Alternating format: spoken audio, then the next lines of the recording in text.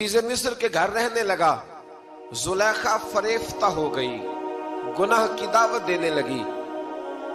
तो हजरत यूसुफ ने कहा काला माअज़ल्लाह, मैं अल्लाह की पनाह चाहता हूँ। सारे दरवाजे बंद करके जब वो पीछे भागी, असल हसीन वही शख्स होता है जो अपने बातन के हुस्न को बचा लिया करता है। जो सौदागरी करने लगे वो थोड़ा हसीन होता है।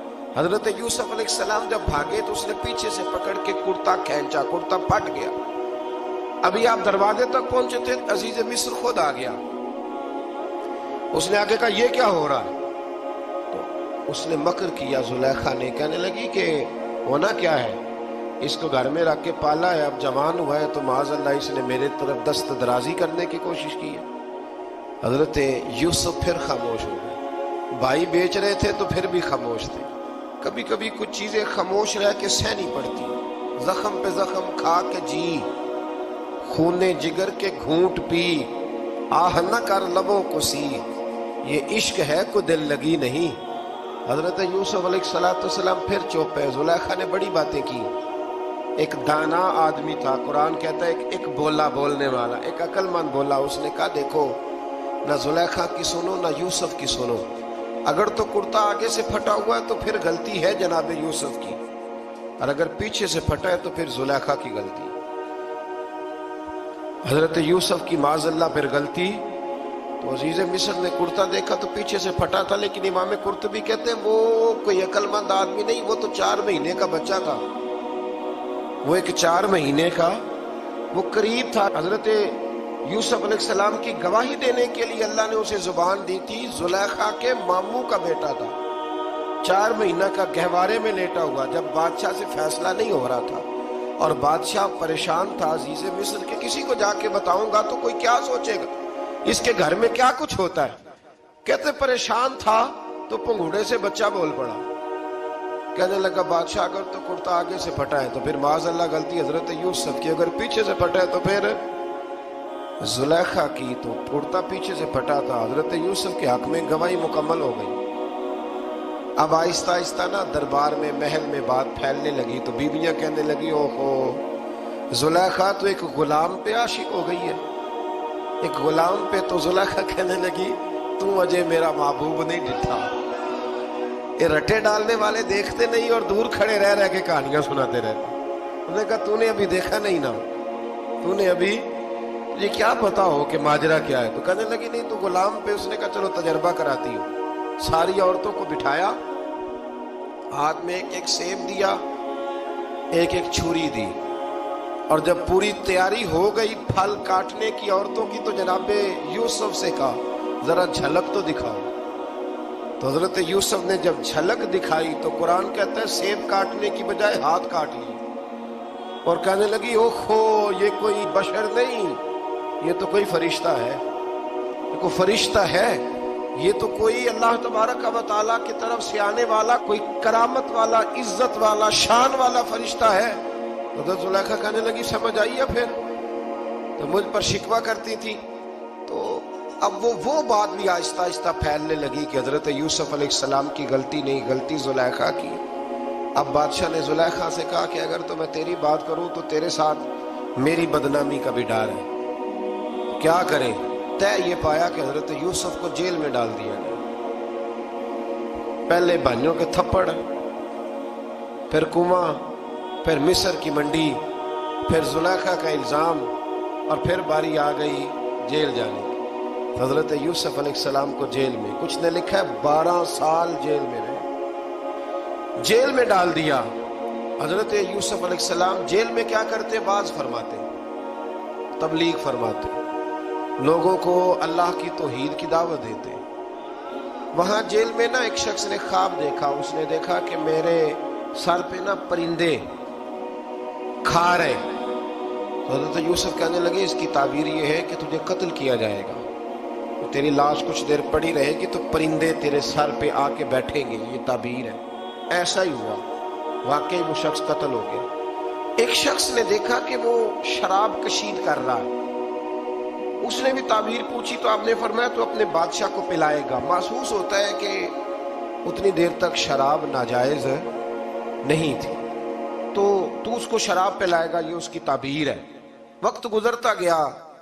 वक्त जो होता है ना, वक्त ये खुद ब खुद लोगों की बेगुनाही साबित कर देता है।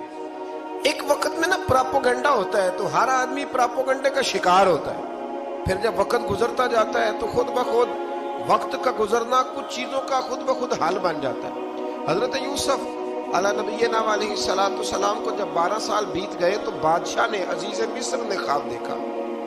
उसने ख्वाब देखा कि 7 मोटी ताजी गायें दुबली पतली गायें को खा गई और 7 खुश्क बालियां हैं और 7 सरसब्ज़ शादाब बालियां हैं।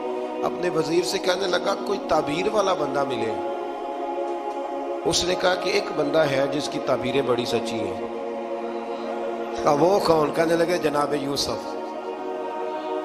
तो कैद खाने में पैगाम भेजा हजरत यूसुफ को कि ख्वाब की ताबीर बताएं। तो जनाब यूसुफ ने ये नहीं कहा पहले मुझे बाहर निकालो, ये नहीं फरमाया। फरमाया ताबीर ये है, ये जो 7 खुश्क बालियां देखी है ना, उसका मतलब है कि 7 साल तंगदस्ती रहेगी, और 7 सरसब्ज बालियां देखी हैं तो फिर 7 साल अल्लाह खुशहाली दे देगी। और फरमाया ये जो तुमने गायें देखी हैं मोटी ताजी वो खा गई।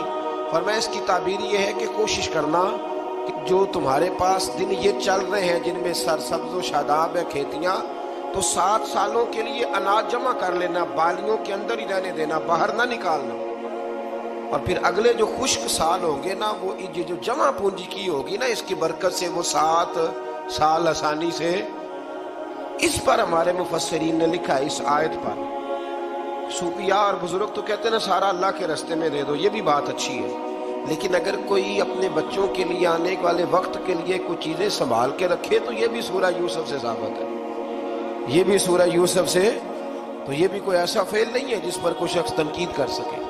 आमदाम बरसरे मतलब हजरत यूसुफ ने जब ताबीर बताई तो बादशाह कहने लगा कि उन्हें बाहर निकालो।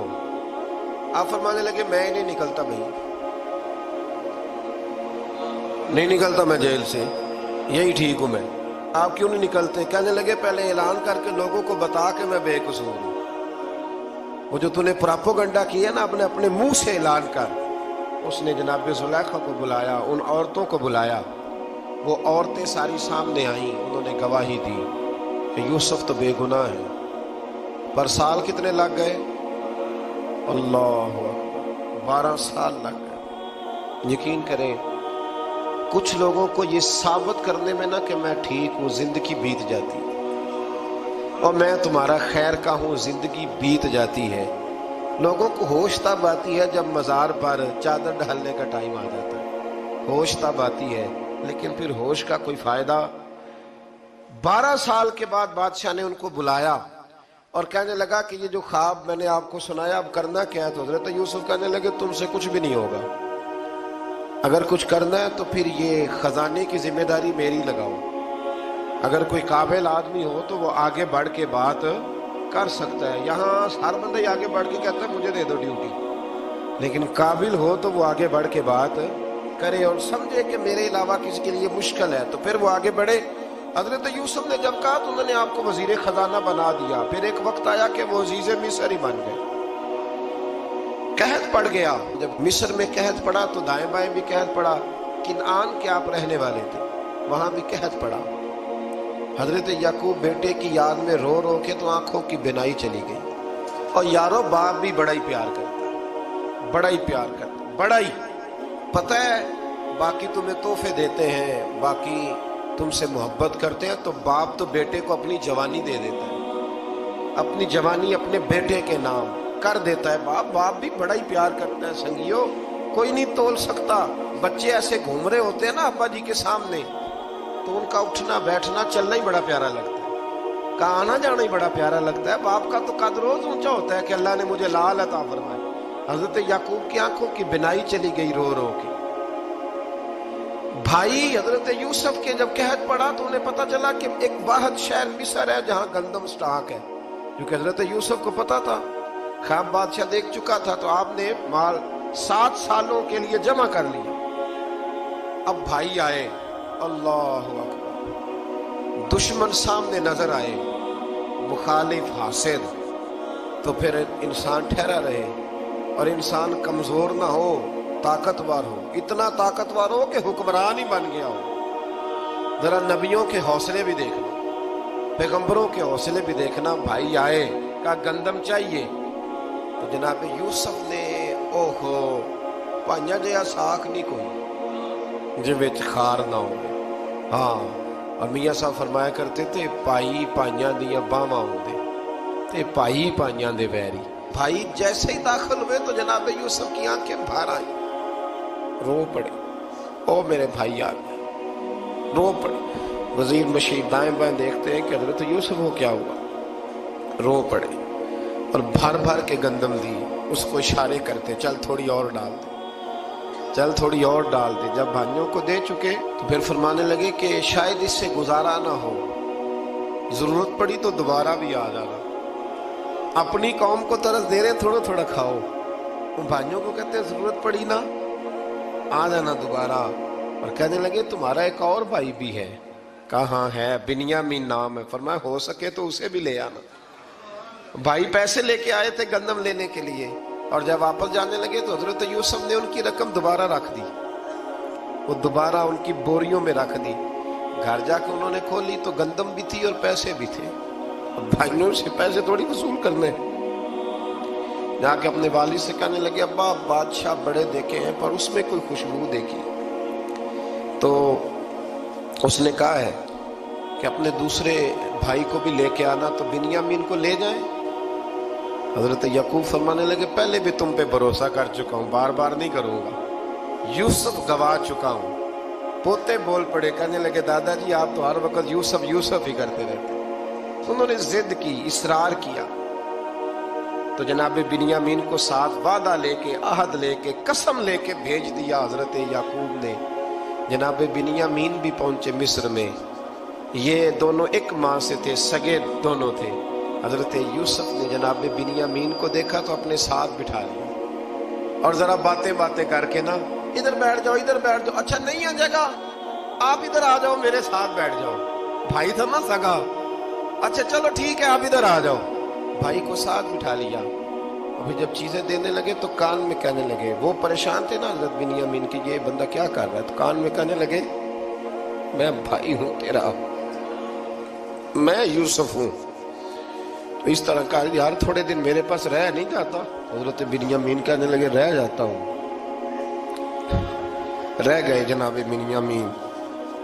اب کہا نہیں میں نہیں بھیجوں گا. کچھ لوگوں نے یہ لکھا ہے کہ حضرت بنیامین کے جو بوری تھی اس کے اندر انہوں نے تھیلے کے اندر شاہی پیالہ رکھ دیا اور فرمایا اس کو ہم نہیں جانے دیں گے. ہمارا پیالہ کیسے، یہ نہیں کہا کہ یہ چور ہے، کہا پیالہ کیسے آیا اس کے تھیلے پہ، لہذا یہ بھی ہم رہے گا ہمارے پاس، دیکھیں گے. باقی چلے گئے. تو یہودا کہنے لگا کہ میں نہیں جاتا، میں یہی ٹھہروں گا، اس لیے کہ میں باپ کو کیا بتاؤں گا کہ پہلے بھی میں کرتا میں ہی لے کے گیا تھا یوسف کا، اب میں کیا بتاؤں گا. واپس گئے اور جا کے بتایا کہ جناب بنیامین کو انہوں نے رکھ لیا ہے، معاملہ بن گیا ہے. وہ کہتے ہیں کیسے پیالہ آیا ہے، شاہی پیالہ. حضرت سیدنا یعقوب علیہ السلام فرمانے لگے میں نے تمہیں پہلے ہی کہا تھا کہ تم میرے بنیامین کو بھی لے جا رہے ہو. پہلے میں بھروسہ کر کے یوسف کے معاملے میں پریشان ہوں. فرمایا اس طرح کرو، جاؤ ڈھونڈو جا کے میرے یوسف کو اور ڈھونڈو جا کے میرے بنیامین کو، جاؤ تلاش کرو.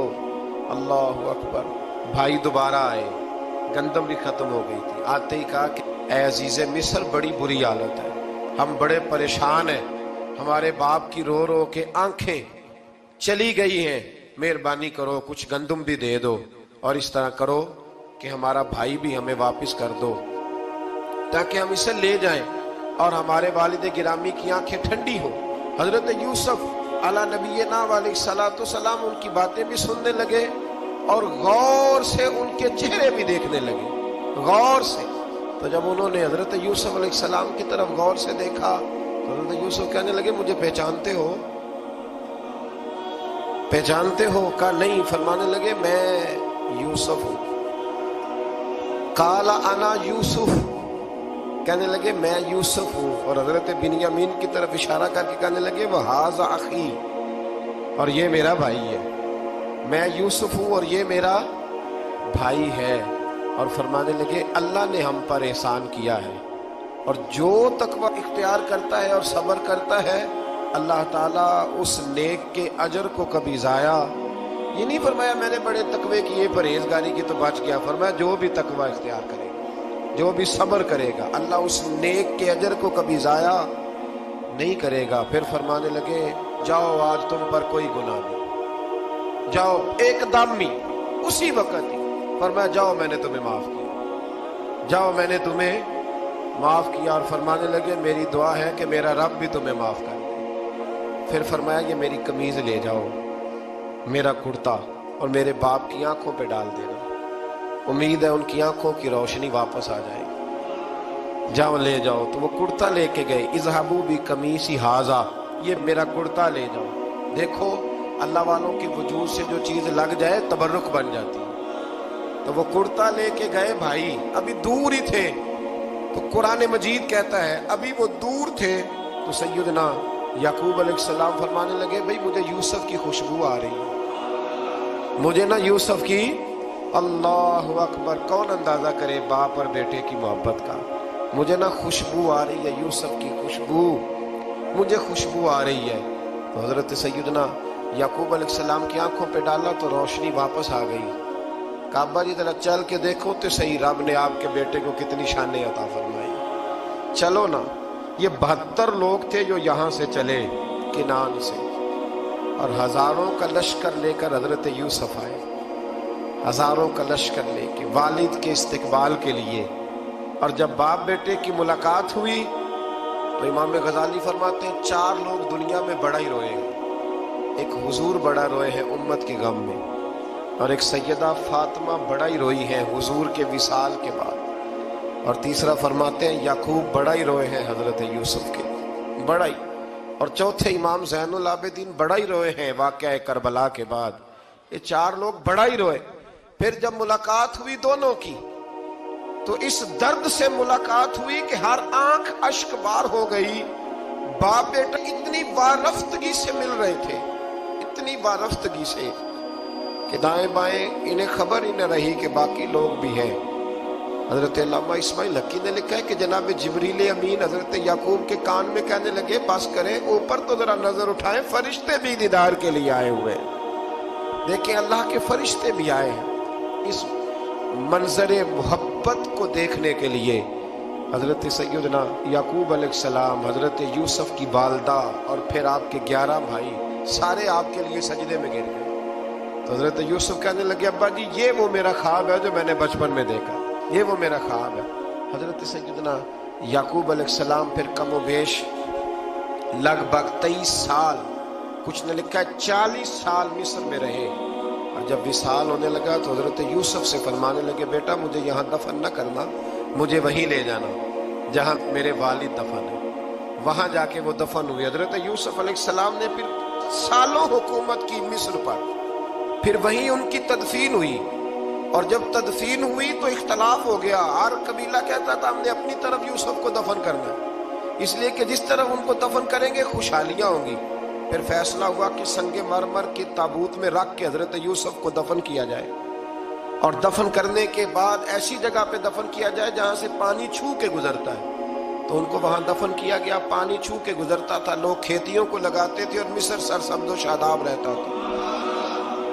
اور پھر حدیث پاک میں موجود ہے، مولا علی شیر خدا رضی اللہ تعالی عنہ فرماتے ہیں کہ نبی کریم علیہ السلام کی بارگاہ میں ایک اعرابی آیا، حضور نے فرمایا کچھ مانگ لو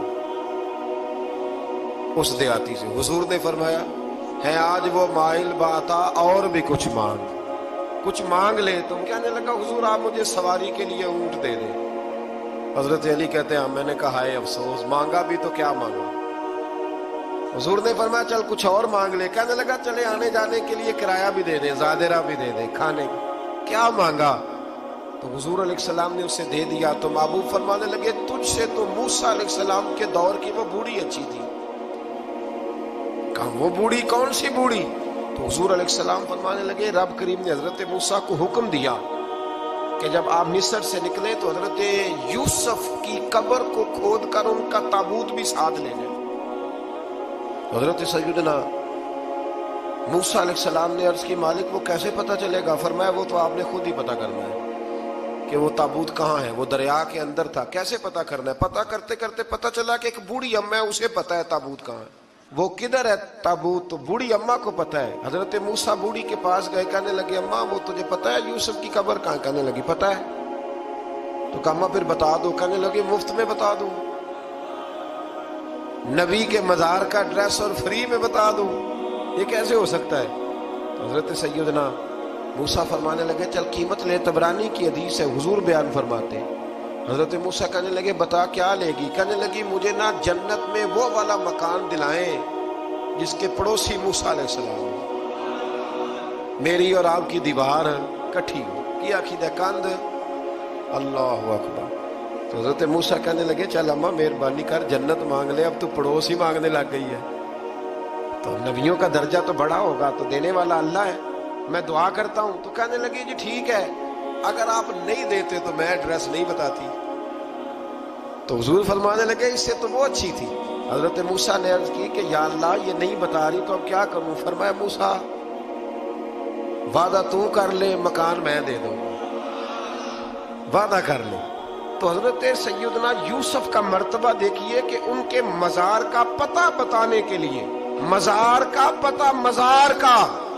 पता बताने के लिए उस खातून ने हजरत मूसा से जो कीमत ली वो ये थी कि मैं जन्नत में आपकी पड़ोसी बनूंगी, फिर एड्रेस बताऊंगी। तो हजरत मूसा ने वादा किया, तो फिर उसने पता बताया कि फलां जगह मजार है। ये तकरीबन सैकड़ों साल बाद हजरत मूसा वो वहां से निकाल के ताबूत तो अपने साथ लेकर के गए।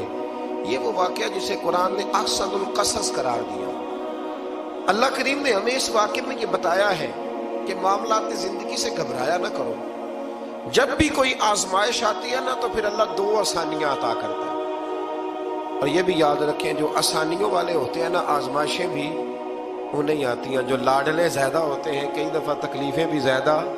अल्लाह ताला लाडलों को तकलीफों से महफूज रखे, लेकिन तकलीफें भी ज्यादा उन्हें ही आती हैं। हजरत यूसुफ लाडले थे तो सीधे कुएं में गए थे, लेकिन अल्लाह बड़ा करीम है। भाइयों ने 20 दिरहम कीमत लगाई तो रब करीम ने फरमाया देखना फिर मैं अपने यूसुफ की क्या कीमत बयान करता हूं। फिर करोड़ों और अरबों कीमत लगी, फिर कहाँ की आजमाइश थी, कहाँ की बात थी। वो हर जगह साबिर रहे, किसी जगह उनका कोई शिकवा नजर, एक तकवा, दूसरा सबर, खामोशी। हम लोग ना बोल के लड़ के फतह हासिल करना चाहते हैं। याद रखना, आखिरी बात अर्ज करने लगा हूं, सब्र करना और काम करना।